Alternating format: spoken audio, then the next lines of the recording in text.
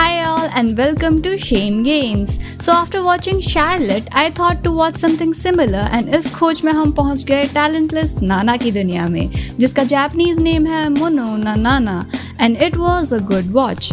Anime की quality wasn't like Charlotte, but the storyline and suspense जो start से ही बनता है was to the point. जगह जगह पर आपको सोचने पर मजबूर कर देता है. Also, Charlotte की तरह happy ending तो इससे expect करना ही मत. I definitely love the storyline of talentless Nana. तो अब बकवास करते हैं बंद. Let's roll the intro.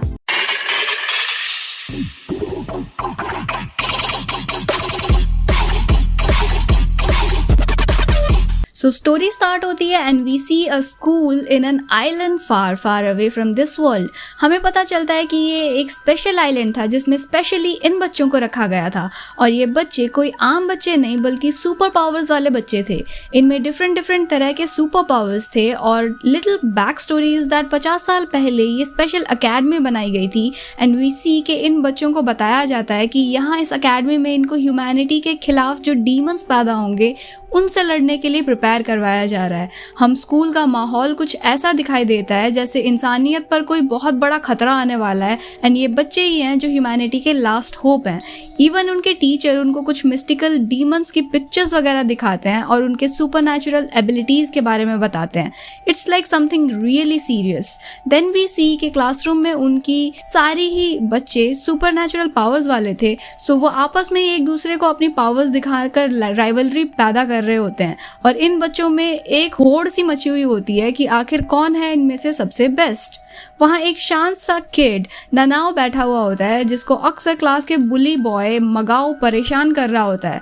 उसकी बुक में आग लगा देता है एंड उसको काउंटर करने के लिए सैया कोरी आकर उस बुक को फ्रीज कर देता है. यहाँ ननाओ एक मोनोटोन में हमें ये सब बता रहा होता है. सो आगे हमें पता चलता है कि इन सब टैलेंट्स के बीच में ननाओ खुद को टैलेंटलेस मान रहा होता है.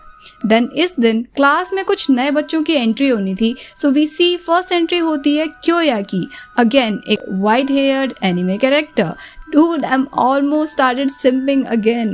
कुछ तो खास होता है भाई इन वाइट हेयर्ड कैरेक्टर्स में. खैर क्योया अपनी पावर रिवील नहीं करता है एंड यहाँ हमें पता चलता है कि इस आइलैंड में कुछ बच्चों के पावर्स को हिडन रखा जाता है एंड ऐसे केसेस में अक्सर जो ये पावर होती है वो कुछ ज़्यादा ही पावरफुल होती है, इतनी कि इनको छुपाया ही जाता है, इनको दिखाया नहीं जा सकता.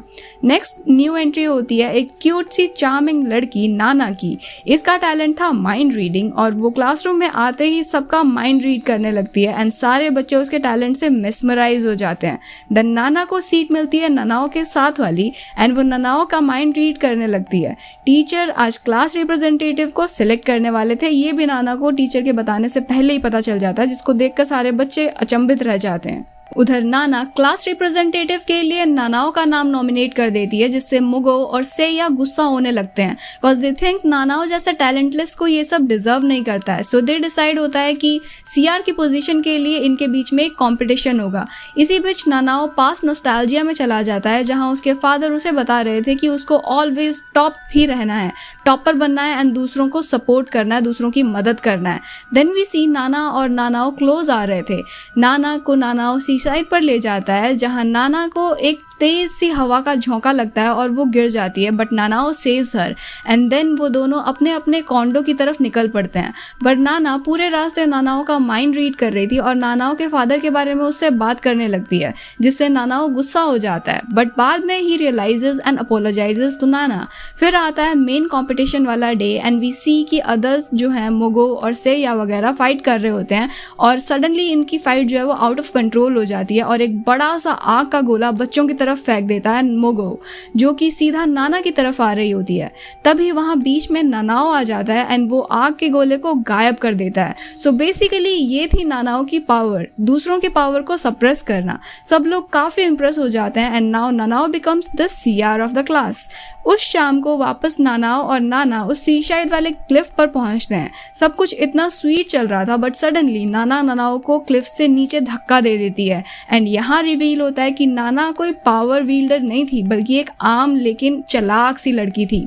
वो लोगों के हाव भाव को पढ़कर और बिहेवियर को पढ़कर उनके माइंड को रीड कर लेती थी और इस आइलैंड में वो एक मिशन पर आई थी, इन सारे बच्चों का मर्डर करने के मिशन पर। कॉज असल में ह्यूमैनिटी का जो दुश्मन होता है वो कोई मॉन्स्टर नहीं बल्कि ये टैलेंटेड बच्चे थे according to Nana. And guys यहाँ पर मुझे पहला शॉक लग चुका था क्योंकि ये सब होता है फर्स्ट एपिसोड में ही। सडनली हमारी प्यारी सी नाना एक मॉन्स्टरस और कातिल नाना में कन्वर्ट हो जाती है। अब एक मोनोलॉग चलता है नाना के साइड से। कुछ सालों पहले कुछ नॉर्मल ह्यूमंस के अंदर सुपर पावर्स आ गए थे एंड क्योंकि ये सब यंग बच्चे थे उनको अपने टैलेंट का सही यूज़ करना नहीं आता था। उल्टा ये लोग अपना टैलेंट डिस्ट्रक्शन के लिए यूज़ करने लगे थे। इनको कुछ कंट्रीज़ ने आर्मी में यूज़ करना चाहा पर वहाँ पर भी ये लोग आउट ऑफ कंट्रोल हो गए थे एंड इनकी मैन हंटिंग स्टार्ट हो जाती है। बट कुछ ह्यूमनली मिनिस्टर्स और ऑर्गेनाइजेशंस ने मिलकर ये स्पेशल फैसिलिटी बनाई होती है जहां इन बच्चों को सुरक्षित लाइफ दी जा सके। बट वी सी कि कुछ ऑफिशियल्स अब भी इनको थ्रेट मान रहे थे एंड इसलिए ही नाना जैसे कुछ लोगों को वक्त वक्त पर यहाँ पर भेजा जाता था इन सबको मारने के लिए। नेक्स्ट डे सबको बताया जाता है कि नाना बीमार होने की वजह से शायद स्कूल नहीं आया और सब लोग ट्रेनिंग में लगे हुए होते हैं जहाँ काफ़ी रकस सा फैला हुआ होता है और कुछ भी डिसिप्लिनली नहीं हो रहा होता। और इसी बीच वहाँ लेक में एक लड़का गिरने वाला होता है सो सेया पूरे लेक को फ्रीज कर देता है। उधर क्लासरूम में मोगो अगेन किसी को बुली कर रहा होता है बट अगले ही सेकंड में उधर खुद धरती पर गिरा हुआ होता है एंड वी सी शिबुसावा जो उसे हद में रहने की नसीहत देकर वहाँ से चला जाता है। नाना को पता चलता है कि शिबुसावा में टाइम को रोकने की पावर है सो नाना शिबुसावा के साथ में थोड़ी फ्रेंडली होने लगती है, यानी कि नाना की अब सेकंड जो टारगेट था वो था शिबुसावा। इसी बीच उसे पता चलता है कि असल में शिबुसावा का जो टैलेंट था वो टाइम को रोकना नहीं बल्कि टाइम ट्रैवलिंग थी। वो पास में जाकर पास में हुए इवेंट्स को चेंज कर सकता था। सो अब नाना का नेक्स्ट टारगेट था शिबुसावा। वो शिबुसावा की वीकनेस पता करने लगती है। उसे पता चलता है कि टाइम ट्रेवल करने से शिबुसावा बहुत जल्दी थक जाता है। ऑल्सो वो 24 घंटे से ज़्यादा पीछे नहीं जा सकता था और अगर टाइम में पास जाने के बाद किसी ने उसकी आइज़ में कॉन्टैक्ट कर लिया तो वो टाइम से वापस आ जाता था। नाना उसे अपनी बातों में उलझाने लगती है और उसे बताती है कि लास्ट नाइट वो नानाओं के साथ थी जब अचानक से एक मॉन्स्टर ने इन पर झाड़ियों के पीछे से अटैक कर दिया। नाना रात का फायदा उठाकर शिबुसावा को उस लेक पर ले जाती है जिसे सेया ने फ्रीज कर दिया था ताकि वो पास में जाए और वहां डूब जाए क्योंकि उसे स्विमिंग नहीं आती थी और वैसे भी अगले दिन सेया उसको फ्रीज करने ही वाला था तो ऑब्वियसली उसके कोई एविडेंस भी नहीं मिलने वाले थे। नेक्स्ट डे वी सी क्योया जो कि नानाओ और शिबुसावा के गायब होने पर काइंड ऑफ इन्वेस्टिगेशन कर रहा था एंड हमें लगता है कि उसको नानाओ पर काफ़ी शक हो जाता है और वो नानाओ से क्वेश्चंस भी करने लगता है जिससे नानाओ अपनी वही माइंड रीडिंग वाला ड्रामा करके बच जाती है।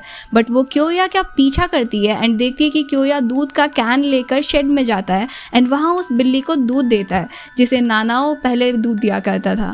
क्योया नाना को पकड़ लेता है और अपने साथ रूम में इनवाइट करता है एंड नाना ये सोचकर कि क्योया के बारे में उसको कुछ और इनसाइट्स मिलेंगे और शायद वो क्योया का असली पावर जान पाए, क्योया के रूम में पहुंच जाती है।